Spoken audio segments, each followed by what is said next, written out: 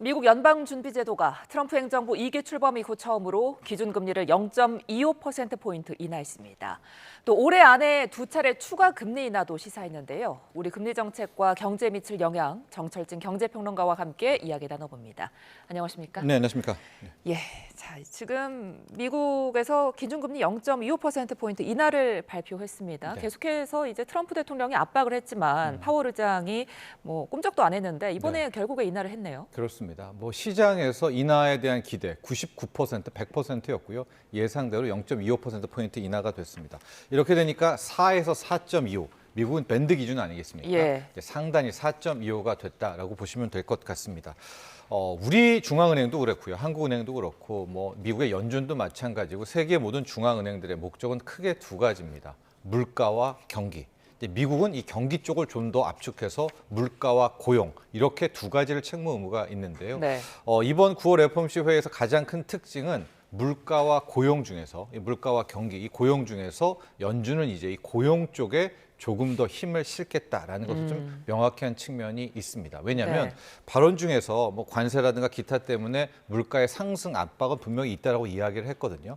그럼에도 불구하고 아마 이 시간에도 여러분께 많이 드렸지만은 그동안에 미국의 고용 시장이 되게 좋은 줄 알았더니 이 통계가 다 오류가 났지 않았었습니까? 예. 오히려 실제 뚜껑을 열고 보면 이미 고용, 노동 시장은 악화되고 있다라는 것을 확인을 했고 이번에 이제 이야기할 때 파월 의장도 고용이 견조하지는 않다라는 표현을 분명히 썼거든요. 예. 그래서 이번에 인하는 고용 때문이다라는 것에서 의미를 찾을 수가 있고요.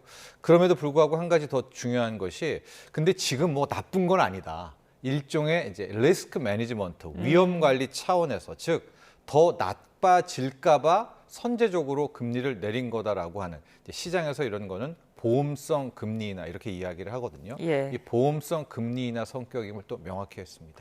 이번에 좀 눈에 띄었던 게 그 트럼프 대통령의 경제 책사로 알려진 인물이죠.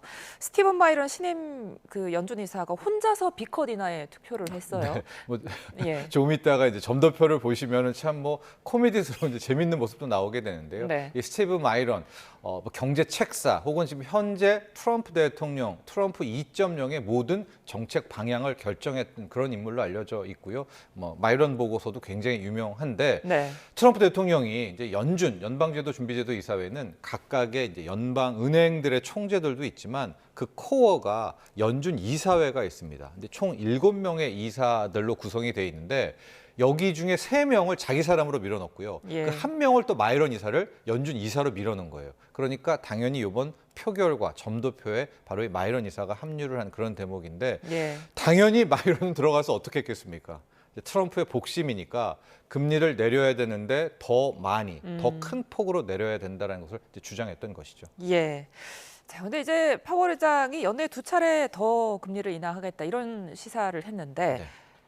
가능성은 어떻게 보세요? 저도 그렇게 보고 있습니다. 아마 이제 10월 달은 없으니까 11, 12에 0.25, 0.25 해서 크게 앞으로 0.5%포인트 금리 인하가 더 있습니다. 네. 이렇게 되면 이제 미국의 기준금리 앞자리가 3자리로 바뀌게 되는 이제 그런 상황까지 연말까지 볼 수가 있을 것 같은데요.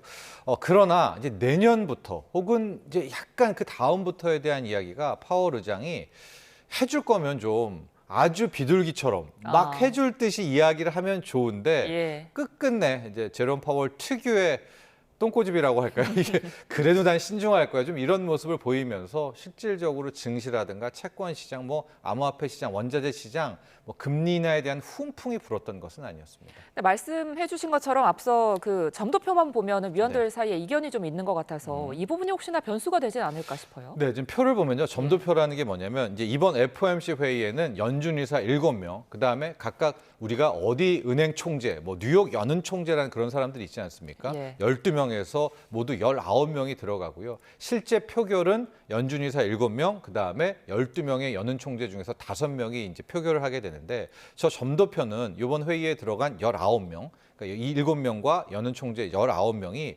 올해는 어디까지가 금리가 될까? 내년은 금리 수준이 어디가 될까? 후년은 어디가 될까라는 자신들의 그 전망을 저 점을 통해 가지고 이야기를 하게 됩니다. 그래서 점도표를 읽는 법은 가장 많은 점이 찍힌 것, 그게 역시 이제 다수결 표결에 있어서의 앞으로 전망 아니겠습니까? 그러니까 올해를 놓고 보면 가장 많이 점이 찍힌 게 저쪽에 보면 이제 3.75에서 4, 저기가 많이 찍히지 않았었습니까? 예. 근데 내년을 놓고 보면 실질적으로 3.5에서 3.75 정도에 또 많이 포진되어 있기 때문에 내년에는 1회 정도밖에는 금리 인하가 없겠네라는 걸 알 수가 있고 앞서 앵커께서 말한 그 이견이 저 2026년에 좀 맨 밑에 2.5에서 2.75에 하나 찍혀 있잖아요. 그러게요. 예. 저게 누군지는 모두 알고 있죠. 저거는 이제 트럼프가 이번에 밀어넣은 예. 스티븐 마이런 연준 이사다라는 것을 알 수 있어서 예. 저 진폭이 너무나 큽니다. 반면에 내년 같은 경우에 오히려 4.0에서 4.25 쪽에도 또 점이 하나가 찍혀 있잖아요. 네. 그래서 연준 내부에서도 균열이 있다라는 것을 읽어낼 수 있었습니다. 그러니까 기다리던 금리가 이제 인하가 됐는데 그럼에도 불구하고 미국 주식이나 어떤 비트코인 가격의 변동성을 크게 보이진 않은 것 같아요. 네, 크게 두 가지입니다. 첫 번째는 선반영이죠. 아, 왜냐하면 요번에 금리 인하는 즉 9개월 만에 특히 트럼프 정부 출범 이후 첫 번째 금리 인하에 대한 가능성은 거의 100%였습니다. 그러니까 미리 시장은 좀 빠르게 반영하지 않습니까? 예. 급값도 이미 사상 최고가를 찍었고 뭐 다양한 부분이어서 정작 금리 인하 후에는 좀 이렇게 지지부진한 모습일 수가 있겠고요. 두 번째는 이제 파월 의장이 또 그렇게 속 시원하게 비둘기로 돌아서지는 또 예. 않았었고요. 앞서 점도표라든가 전망을 봤지만 올해는 이제 이번 포함해서 2번까지 해서 3번을 말했지만 내년은 또 원래 2번에서 1번으로 완전히 또 이게 점도표가 찍혔단 말입니다. 네. 그러니까 일종의 조삼모사잖아요. 왜냐하면 시장은 올해도 왕창 내리고 내년은 더 왕창 내리고 트럼프는 지금 1%대 기준금리를 말하고 있거든요.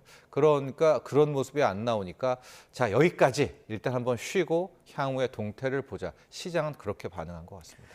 자, 이제 한국은행도 고민이 깊어질 것 같은데 우리나라 10월에 금리 인하 가능성은 어떻게 보세요?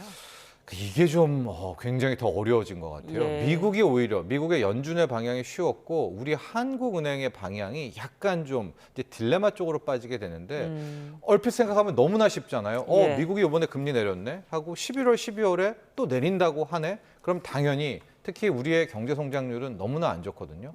역설적으로 미국은 오히려 올해 경제 성장률을 상향 조정했습니다. 그러면 당연히 한국은행은 금리 인하를 해야 된다라고 보시겠지만 지금 한국은행이 약간 분위기가 이상해요.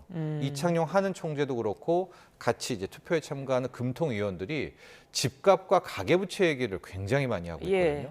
그래서 이런 얘기를 했습니다. 금리를 올려서 한국은행이 금리를 인상한다고 해서 집값을 잡을 수 있지는 못한다. 그러나 여기에서 금리를 내리거나 오히려 시장한테 완화적인 메시지를 준다면 또 가계부채 늘어나고 이 돈은 또 집값, 부동산으로 갈 수 있기 때문에 예. 이 부분에 대해서 신중하겠다는 이야기를 계속하고 있어서 저는 오히려 시장은 지금 너무나 쉽게 10월에 금리 인하 이야기를 하고 있지만 한국은행이 한 번 더 쉬고 오히려 12월에 금리 인하 이 패턴으로 갈 수 있겠다라는 또 소수설도 있어서 예. 이 점은 함께 좀 이야기해드리고 싶습니다. 예, 이런 상황 속에서 우리 주가는 다시 소폭 좀 상승했습니다. 역시나 미국 금리 인하 때문일까요? 어제 좀 멈칫거리다가 지금 다시 한번 좀 추세가 나고 있고 예. 제가 들어오기 전에 보니까 또 급등 모습입니다. 1% 넘게 또 가고 있고 예. SK 하이닉스, 삼성전자, 뭐 우리나라 시총 1, 2위자 반도체 투톱이 급등세입니다.